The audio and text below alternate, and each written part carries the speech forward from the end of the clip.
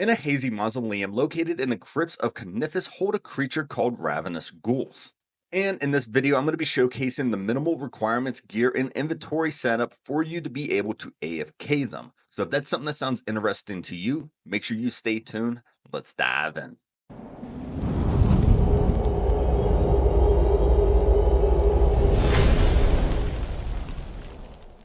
As for the requirements, this is probably going to be the lowest requirements I've ever done on a video on this channel, and that's going to include 85 plus combat stats. And since we're going to be using melee, that's going to be 85 attack, strength, defense, and constitution. Following that up, we have 96 plus herblore. We are only going to be using the normal overloads, and 96 is required to be able to make those. 95 plus prayer, since we are going to be using soul split and turmoil. As for the quests, you will need the Temple Essence Testing quest to be completed in order to have Ancient Curses unlocked. As for the recommendations, these are only recommendations, they are not mandatory. I do recommend having at least 112 plus invention so you can have potion reservoirs unlocked, so this makes it a super AFKable method.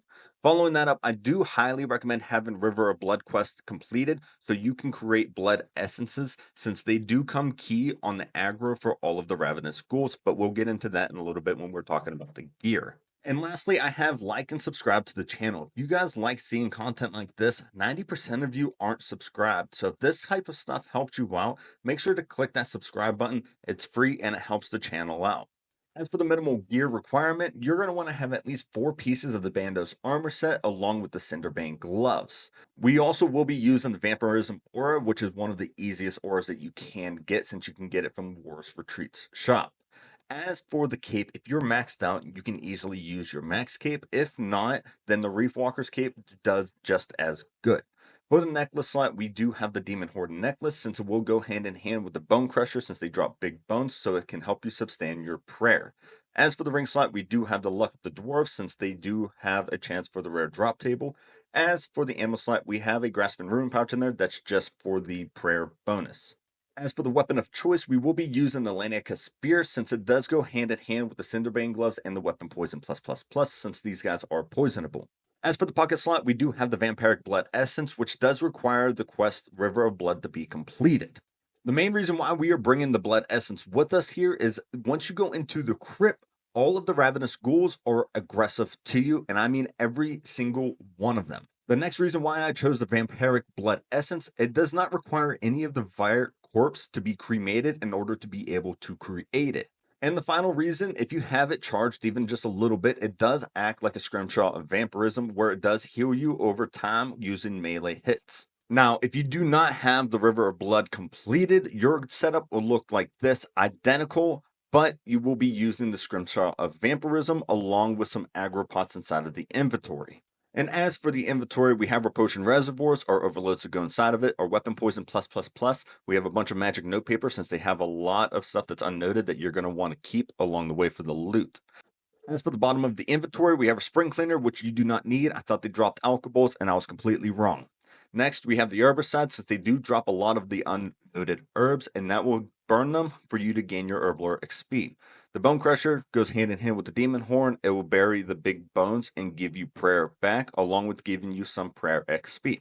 We also have a seedicide, since they do drop a lot of seeds, and I mean a ton, and that will give you plenty of farming XP while AFKing.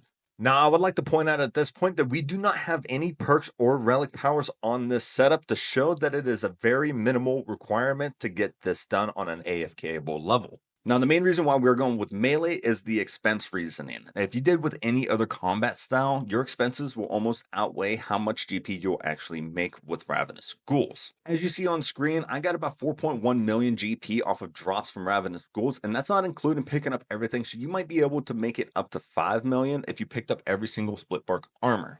But if you do decide to go with any of the combat skills, you can easily get it done using level 70 gear. Now, the main reason why we are going to be doing this method on an AFKable level is the experience. You can expect around 1,200 kills in 1 hour, and these experience rates are not too bad for Ravenous Ghouls. Now, if you have them on a Slayer task for Ghouls as well, or you are using wildcards, you can also expect around 522,000 XP for Slayer in a single hour. Now, these numbers are phenomenal for an AFK method, especially when you are stuck at work. Now, if you've never been to the mausoleum, it's simple enough. All you have to do is teleport to Canifis, you run north into the graveyard, and you will see the mausoleum entrance. Now, if you have the blood essence equipped, you will get the warning message that the monsters inside will be aggressive. So what I recommend is taking it off and running into the spot and getting everything ready first. As you see, this spot exactly is one of my favorite spots. You'll have all of the Ravenous Ghouls attacking you. Since both obstacles on either side, you are one tile off of it to where all Ravenous Ghouls will come at you.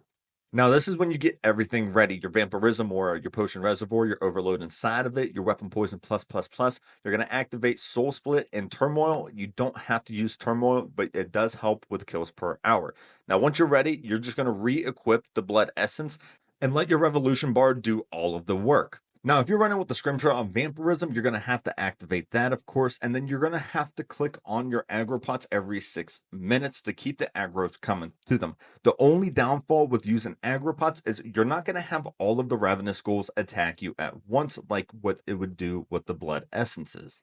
So your kills per hour drop dramatically, looking at about 900 kills per hour. Even though it's still good numbers, you're just not going to hit the XP rates that I showed you earlier. As for the Revolution bar, it's going to look like this: Meteor Strike, Cleave, Hurricane, Quake, Sever, Greater Fury, Assault, Smash, Dismember, Sacrifice, and Slice. Now, if you don't have Greater Fury, that is fine. All you have to do is just put Fury in its place, and the Revo bar will still work just as good. Now, I also did an hour of Ravenous Ghouls using Necromancy in the tier 70 gear setup. And I tell you what, there are some pretty shocking differences from melee and Necromancy. And the first one being that I was only getting 900 kills per hour using Necromancy. What's also even more weird is I was killing the Ravenous Ghouls faster than the melee setup. I'm not sure if there's a difference between killing them too fast and having to wait for them to respawn, because there was plenty of times where I had to sit there for all of them to respawn at once. Now, the next part, it's not too shocking, is the expenses. Of course, the ectoplasm that it takes to summon conjures while doing this method, it does take a lot of GP out of your profit. And the last difference I have by using Necromancy instead of melee, everybody knows, is staying alive. Staying alive using Necromancy is a no-brainer, with having Ghost and Blood Siphon using it against melee creatures like Ravenous Ghouls, along with the Vampirism Aura and Soul Split.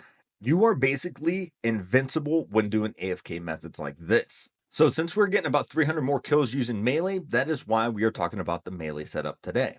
Now, for the melee setup, all you have to worry about will be your Weapon Poison plus plus plus, which is every 12 minutes, which is not bad since that's around your logout timer anyways. You also have to worry about your logout timer from going back to the lobby too, and your Potion Reservoirs, which will be every 36 minutes to where you have to activate the new one and put in a new overload.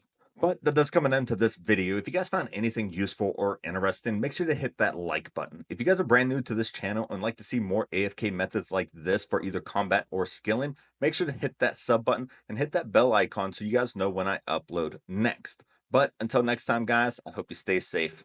See ya.